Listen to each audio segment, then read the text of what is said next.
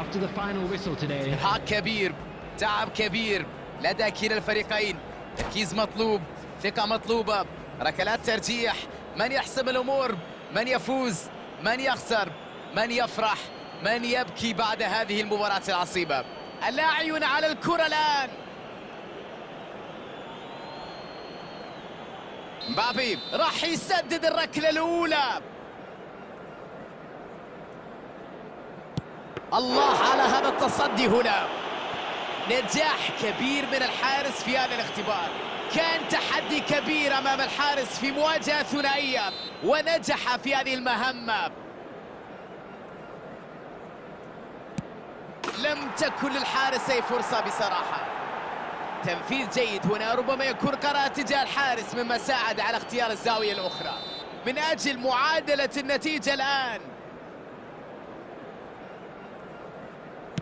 في المرمى يملك شجاعة كبيرة لكي يسدد بهذه الطريقة. نصيري ثاني لاعب يسدد.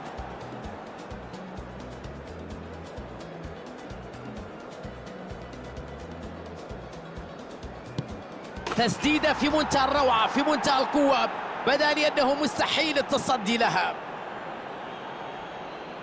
فرنسا عليه الضغط الآن.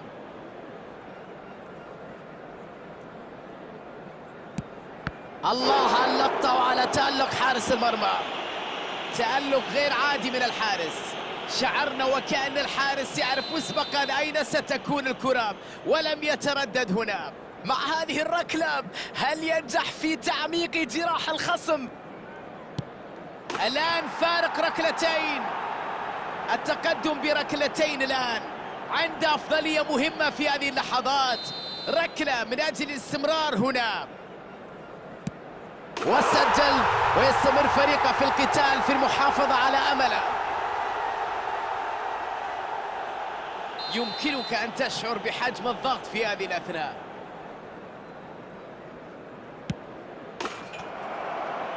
فعلها وحطها في المرمى. المغرب فعلها وتمكن من تحقيق الانتصار المطلوب منه في هذه المباراة الحاسمة. المغرب سعيد بالانتصار اليوم. كان واضح أن الفريق حاسم وفعال في هذه المواجهة وركز على فرصه وعمل